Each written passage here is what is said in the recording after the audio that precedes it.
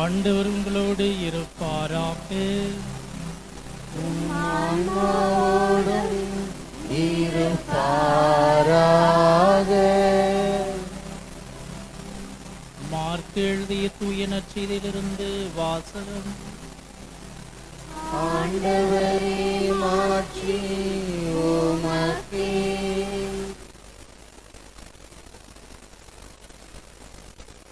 பிரிவு 3 இறை வாக்கியங்கள் 20 தொடங்கி 35 முடிய. அக்காலத்தில் இயேசு வீட்டிற்கு சென்றார். மீண்டும் மக்கள் கூட்டம் வந்து கூடியதால் அவர்கள் உணவு அருந்தவும் முடியவில்லை.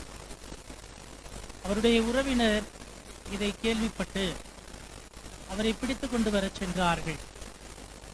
ஏனெனில் அவர் மதிமயங்கி இருக்கிறார் என்று மக்கள் பேசிக்கொண்டனர். மேலும் எருசலேமிலிருந்து வந்திருந்த மறைநூல் அறிஞர் இவனை பெயல்செபூல் பிடித்திருக்கிறது என்றும், பேய்களின் தலைவனை கொண்டே இவன் பேய்களை ஓட்டுகிறான் என்றும் சொல்லிக் கொண்டிருந்தனர். எனவே அவர்களை தம்மிடம் வரவழைத்து அவர்களுக்கு உவமைகள் வாயிலாக கூறியது: சாத்தானை எப்படி ஓட்ட முடியும்? தனக்கு எதிராக தானே பிளவுபடும் எந்த அரசும் நிலைத்து நிற்க முடியாது. தனக்கு எதிராக தானே பிளவுபடும் எந்த வீடும் நிலைத்து நிற்க முடியாது. சாத்தான் தன்னையே எதிர்த்து நின்று பிளவுபட்டு போனால் அவன் நிலைத்து நிற்க முடியாது. அதுவே அவனது அழிவு. முதலில் வலியவரை கட்டினால் அன்றி அவ்வலியவருடைய வீட்டுக்குள் நுழைந்து அவருடைய பொருள்களை எவராலும் கொள்ளையிட முடியாது. அவரை கட்டி வைத்த பிறகுதான் அவருடைய வீட்டை கொள்ளையிட முடியும். உறுதியாக உங்களுக்கு சொல்கிறேன், தூய ஆவியாரை பழித்துரைப்பவர் எவரும் எக்காலத்திலும் மன்னிப்பு பெறார். அவர் என்றென்றும் தீராத பாவத்திற்கு ஆளாவார். ஆனால் மக்களுடைய மற்ற பாவங்கள், அவர்கள் கூறும் பழிப்புரைகள் அனைத்தும் அவர்களுக்கு மன்னிக்கப்படும். இவனை தீய ஆவி பிடித்திருக்கிறது என்று தம்மை பற்றி அவர்கள் சொல்லி வந்ததால் இயேசு இவ்வாறு கூறினார். அப்பொழுது அவருடைய தாயும் சகோதரர்களும் வந்து வெளியே நின்று கொண்டு அவரை வரச் சொல்லி ஆள் அனுப்பினார்கள். அவரை சூழ்ந்து மக்கள் கூட்டம் அமர்ந்திருந்தது. அதோ உன் தாயும் சகோதரர்களும் சகோதரிகளும் வெளியே நின்று கொண்டு உம்மை தேடுகிறார்கள் என்று அவரிடம் சொன்னார்கள். அவர் அவர்களை பார்த்து, என் தாயும் என் சகோதரர்களும் யார் என்று கேட்டு தம்மை சூழ்ந்து அமர்ந்திருந்தவர்களை சுற்றிலும் பார்த்து, இதோ என் தாயும் என் சகோதரர்களும் இவர்களே. கடவுளின் திருவுளத்தை நிறைவேற்றுபவரே என் சகோதரரும் சகோதரியும் தாயும் ஆவார் என்றார்.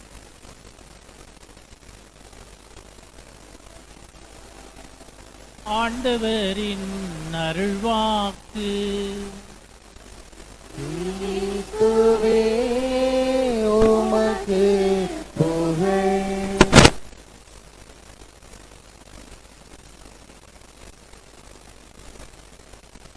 அமெரிக்க ஐக்கிய நாட்டைச் சேர்ந்த கார்ல் மெனிங்கர் என்கிற மனநல மருத்துவர்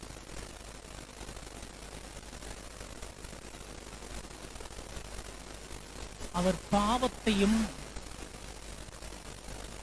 மனநிலையையும் ஒப்பிட்டு சொல்லுகிறார். மனநிலை பாதிப்பையும் பாவத்தையும் ஒப்பிட்டு சொல்கிறார். எப்படி ஒப்பிடுகிறார்? மனநலம் பாதிக்கப்பட்டவர்கள் பாவத்திற்கு உள்ளானவர்கள் என்று சொல்கிறார். பாவம் செய்கிறவர்கள் மனநலம் பாதிக்கப்பட்டவர்கள் என்று சொல்கிறார். அவர் இப்படி சொல்வதற்கு காரணம், 2 உலகப் போரின் போது அவர் பார்த்த விஷயங்கள் என்று சொல்கிறார். முதல் உலகப் போரிலும் 2ஆம் உலகப் போரிலும் நடந்த மனிதர்கள், உலக நாடுகள் நடந்து கொண்ட விதத்தை கொண்டு பாவம் செய்கிறவர்கள் மனநலம் பாதிக்கப்பட்டவர்கள் என்று சொல்றார். காரணம், போரின் போது தேசப்பற்று என்று சொல்லிக்கொண்டு அந்நியர்களை மனசாட்சி இல்லாமல் துன்புறுத்துகிறார்கள். போர் என்று சொல்லிக்கொண்டு அந்நிய நாட்டு பெண்களை பலாத்காரம் செய்கிறார்கள். தேசப்பற்று என்று சொல்லிக்கொண்டு மனசாட்சி இல்லாமல் மற்றவர்களை துன்புறுத்துகின்ற செயல் பாவச் செயல், அது மனசாட்சியற்ற செயல். ஆகவே பாவம் செய்கிறவர்கள் மனசாட்சியற்றவர்கள், மனநலமற்றவர்கள் என்று சொல்கிறார். சட்டம் என்று சொல்லிக்கொண்டு மனசாட்சியை விற்றவர்கள் பாவிகள், மனசாட்சியற்றவர்கள், மனநலம் பாதிக்கப்பட்டவர்கள் என்று கார்ல் மெனிங்கர் என்கிற அந்த மனநல மருத்துவர் சொல்கிறார். தேசப்பற்று என்று சொல்லிக்கொண்டு மற்றவர்களை துன்புறுத்துவது மனநலம் பாதிக்கப்பட்ட செயல், மனநலம் பாதிக்கப்பட்டவனுடைய செயல். இது தேசப்பற்று அல்ல, இது குற்றம், பாவம் என்று சொல்கிறார். ஆண்டவர் இயேசுவில் அருமையான சகோதர சகோதரிகளே, கடந்த சில ஆண்டுகளாக நம்முடைய நாட்டிலும் இப்படி பல காரியங்களை பார்க்கிறோம். மாட்டுக்கறியை தின்றவர்களை அடித்து துன்புறுத்தி அவர்களை எங்களுடைய தெய்வத்தை நீங்கள் அவமதித்து விட்டீர்கள் என்று சொல்லி மனிதர்களை அவமானப்படுத்துவதும் கொலை செய்வதும் தேசப்பற்று என்று இந்த நாட்டில் சொல்லப்படுகிறது, நம்முடைய நாட்டில் சொல்லப்படுகிறது. அப்படி செய்தவர்களை உண்மையான தேசப்பற்றாளர்கள் என்று சில கூட்டம் சொல்லிக் கொண்டிருக்கிறார். நமக்கெல்லாம் தெரியும், காஷ்மீரில் ஆஷிபா என்கிற 8 வயது சிறுமி கோயிலுக்குள் கருவறைக்குள் வைத்து பலாத்காரம் செய்யப்பட்டு கொலை செய்யப்பட்டார். புனித இடம் என்று சொல்லப்படுகின்ற கோயிலின் கருவறைக்குள் வைத்து ஒரு குழந்தையை கற்பழித்து கொலை செய்தார்கள். அதற்கு காவல்துறையும் உடந்தையாக இருந்தது என்று சொல்லப்படுகிறது. அப்படி செய்தவர்களை தேசப்பற்றாளர்கள் என்று ஒரு கூட்டம் சொல்கிறது. இவர்கள் மனநலம் பாதிக்கப்பட்டவர்கள், இவர்கள் பாவ உணர்வே அற்றவர்கள் என்று கார்ல் மெனிங்கர் சொல்லுகின்ற அந்த வார்த்தை நம்முடைய நாட்டிலும் உண்மை என்று நிரூபிக்கப்படுகிறது.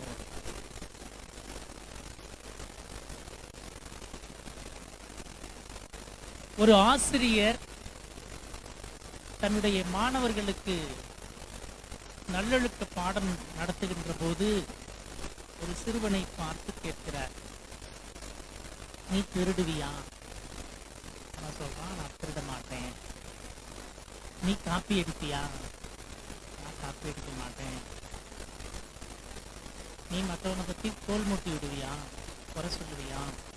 இல்லை, செய்ய மாட்டேன். நீ உன்னுடைய ஃப்ரெண்ட்ஸு கூட சண்டை போடுவியா? சண்டை போட மாட்டேன். அப்போ உனக்கு எந்த கெட்ட குணமும் இல்லையா அப்படின்னு கேட்டார். அந்த பையன் சொன்னா, கொஞ்சம் போய் சொல்லுவேன். அப்படின்னா அதுக்கு முன்னாடி சொன்னது எல்லாமே நடந்தது. கடவுள் ஒருபோதும் மனிதன் மனம் மாற வேண்டும் என்று கட்டாயப்படுத்துவதில்லை. நமக்கு முன் நன்மையும் தீமையும் வைக்கப்பட்டிருக்கிறது. நாம் நன்மையை தேர்ந்து கொள்வதா தீமையை தேர்ந்து கொள்வதா அது நம்முடைய சுதந்திரம். அது மனிதனுடைய சுதந்திரத்திற்கு கடவுள் விடுகிறார். மனிதனை ஒருபோதும் கடவுள் கட்டாயப்படுத்துவதில்லை நீ மனமாற வேண்டும் என்று. நற்செய்தி வாசகத்தை நீங்கள் நன்றாக கவனித்தீர்கள் என்றால், தூய ஆவிக்கு எதிரான பாவம், அதாவது தூய ஆவியை பழித்துரைப்பவர் மன்னிக்கப்பட மாட்டார் என்று சொல்கிறார். தூய ஆவியை பழித்துரைப்பவர் மன்னிக்கப்பட மாட்டார் என்று சொல்கிறார். இதை பற்றி விவிலிய அறிஞர்கள் பல விளக்கங்களை சொல்லுகிறார்கள். தூய ஆவிக்கு எதிரான பாவம் எது என்று அந்த கேள்வி.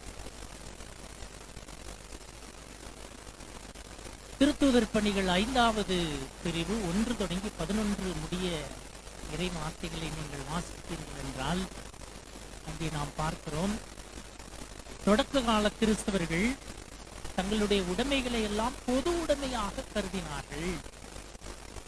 அவர்கள் தங்களுடைய சொத்துக்களை எல்லாம் விற்று அவற்றை கொண்டு வந்து திருத்தூதர்களின் பாதங்களில் வைத்தார்கள். அவர்கள் அவரவர் தேவைக்கு அவற்றை பகிர்ந்து கொடுத்தார்கள் என்று அங்கே சொல்லப்பட்டிருக்கிறது.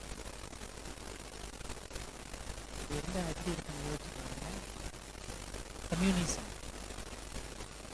உலகம் முழுக்கும் இந்த கம்யூனிச சிந்தனை வந்ததற்கு இந்த அடிப்படை தத்துவத்தை திருத்துதர் பணிகளில் நாம் படிக்கிறோம். தொடக்க கால கிறிஸ்தவ மக்கள் இதை பார்க்கிறோம். கம்யூனிஸ்ட சிந்தனை இதுதான். மனிதன் அபகரித்துக் கொள்ளாமல் அவனவன் தேவைக்கு பகிர்ந்து கொடுக்கப்பட வேண்டும். சொத்துக்களும் செல்வங்களும் நிலங்களும் அவனவன் தேவைக்கு பகிர்ந்து கொடுக்கப்பட வேண்டும் என்பதுதான் கம்யூனிஸ்ட சிந்தனை, பொது உடைமை சிந்தனை. அதைத்தான் திருத்துதர் பணிகளிலே தொடக்க கால கிறிஸ்தவ மக்களிடையே இருந்ததாக நாம் படிக்கிறோம். அவர்கள் எல்லாரும் எல்லாம் பெற வேண்டும் என்பது அவர்களுடைய சிந்தனையாக இருந்தது. நிலம், வீடு, பொருட்கள் அனைத்தும் அவரவர் தேவைக்கு பகிர்ந்து கொடுக்கப்பட வேண்டும் என்கிற சிந்தனை இருந்தது. அங்கே இன்னொரு நிகழ்வை படிக்கிறோம். அதே திருத்துதர் பணிகள் 5வது பிரிவில் 1 தொடங்கி 11 முடிய இறை வாக்கியத்தை படிக்கிற போது அங்கே இப்படி ஒரு நிகழ்வை படிக்கிறோம். என்ன? அனனியா சப்பிரா என்கிற இருவர் கணவன் மனைவி.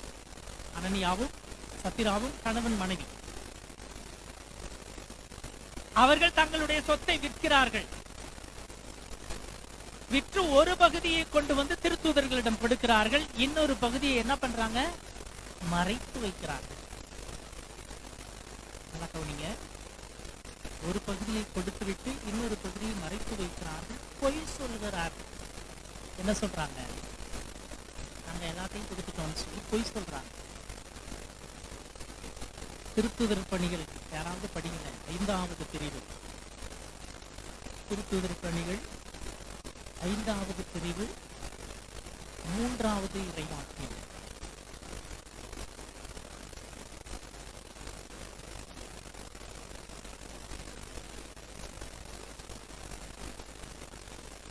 நீ நிலத்தை விற்ற பகுதியில் ஒன்றை நீ உனக்கென்று வைத்துக்கொண்டு தூய ஆவியாருக்கு எதிராக பொய் சொல்லும்படி சாத்தான்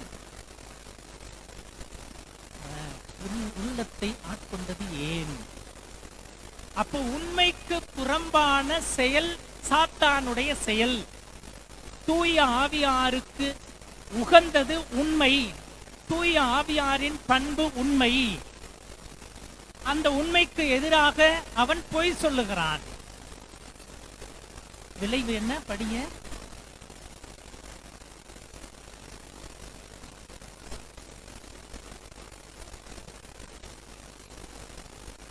கொஞ்சம் மைக்கில் எந்திரிச்சு படிச்சா நல்லா இருக்கும். மைக்கில் படிச்சா நல்லா இருக்கும். படிங்க. அது விற்கப்படுவதற்கு முன்பு உன்னுடையதாகவே இருந்தது. அது விற்கப்படுவதற்கு முன்பு உன்னுடையதாகவே இருந்தது. அதை விற்ற பின்பு அந்த பணம் உன்னுடைய உரிமைக்காக தானே இருந்தது.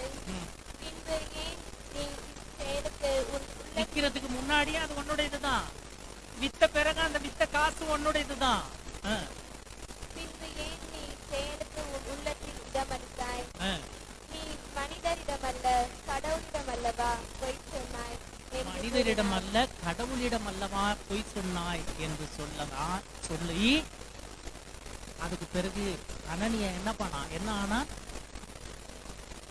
மயங்கி விழுந்து செத்தான். பொய் சொன்னதால் இறந்து போனான். அதே 5வது பிரிவு 9வது வசனத்தை படிங்க. மீண்டும் பேதுரு அவனை பார்த்து, தூய ஆவியாரை சோதிக்க நீங்கள் உடன்பட்டதேன்? இதோ உன் கணவனை அடக்கம் செய்தவர்கள். அவன் செத்து போயிட்டான். யாரு? அனனியா போய் சொன்னான். அவன் செத்து போயிட்டான். அவனை அடக்கம் பண்ணிட்டு வர்றதுக்குள்ள 3 மணி நேரம் கூட இல்ல. படிங்க. இதோ உன் கணவனை அடக்கம் செய்தவர்கள் கதவருகில் வந்து விட்டார்கள். அவர்கள் உன்னையும் வெளியே சுமந்து செல்வார்கள் என்றார். ஏன்னா மனைவியும் போய் சொல்றா. கணவன் போய் சொல்லி இறந்து போனா, மனைவியும் போய் சொல்றாரு, உன் கணவனை இறந்தவங்க கொண்டு போய் அடக்கம் பண்ணிட்டு வர்றாங்க, அவங்க திரும்பி உன்னையும் தூக்கிட்டு போவாங்கன்னு சொல்றாரு. அதே போல சப்பீராவும் இறந்து போனாள் என்று திருத்தூதர் பண்ணி சொல்றார். ஆக தூய ஆவியாருக்கு எதிரான செயல் எது? பொய் பேசுவது. தூய ஆவியார் உண்மையை நோக்கி வழி நடத்துவார். படிங்க யோவான் நற்செய்தி 16:13. யோவான் நற்செய்தி 16வது பிரிவு 13வது இறைவாக்கியம். தூய ஆவியார் உண்மையை நோக்கி வழி நடத்துகிறவர். உண்மைக்கு எதிராக யாரெல்லாம் பேசுகிறார்களோ அவர்கள் தூய ஆவிக்கு எதிராக பேசுகிறார்கள். அவர்கள் தூய ஆவியை பழித்துரைக்கிறார்கள். படிங்க. உண்மையை வெளிப்படுத்தும் தூய ஆவியார் வரும்போது அவர் முழு உண்மையை நோக்கி உங்களை வழிநடத்துவார். உண்மையை வெளிப்படுத்தும் தூய ஆவியார் வரும்போது அவர் முழு உண்மையை நோக்கி உங்களை வழிநடத்துவார். அவர் தாமாக எதையும் பேச மாட்டார். அவர் முழு உண்மையை நோக்கி வழிநடத்துகிறவர் தூய ஆவியார். ஆக தூய ஆவியாருக்கு எதிராக செயல்படுகிறவர் பொய்யை பேசுகிறார், பொய்மையில் வாழ்கிறவர், பொய் பேசுகிறவர் தூய ஆவியை பழித்துரைக்கிறார்.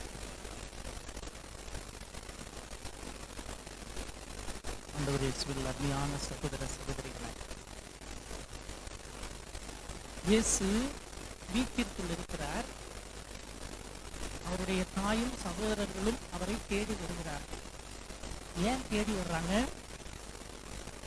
இது நற்செய்தி நல்லா கவனிச்சிருந்தீங்கன்னா, அவங்க ஏன் தேடி வர்றாங்கன்னு சொன்னா, இந்த ஆளுக்கு பைத்தியம் பிடிச்சிருச்சுன்னு சொல்றாங்க. இயேசுநாதருக்கு பைத்தியம் பிடிச்சிருச்சுன்னு சொல்றாங்க. மதிமயங்கி இவன் பேசுகிறான் என்று சொல்லுகிறார்கள். 1. 2, இவன் பேய்களின் தலைவனை கொண்டே பேய்களை ஓட்டுகிறான் அப்படின்னு சொல்றாங்க. இந்த 2 குற்றச்சாட்டு வைக்கிறாங்க. இதை கேட்டவுடன் அவரை அழைத்து கொண்டு வரலாம் என்று அன்னை மரியாவும் சகோதரர்களும் செல்லுகிறார்கள். வீட்டுக்குள்ள இயேசு இருக்கிறாரு. பார்த்தீங்கன்னா இனிப்பு பண்டம், சர்க்கரையோ அல்லது இனிப்பு பண்டம் ஏதாவது இருந்துச்சுன்னா அது ஈய எறும்பு முக்கியம். பார்த்துருக்கீங்களா? சில நேரங்கள் அது உள்ள என்ன இருக்குன்னே தெரியாது.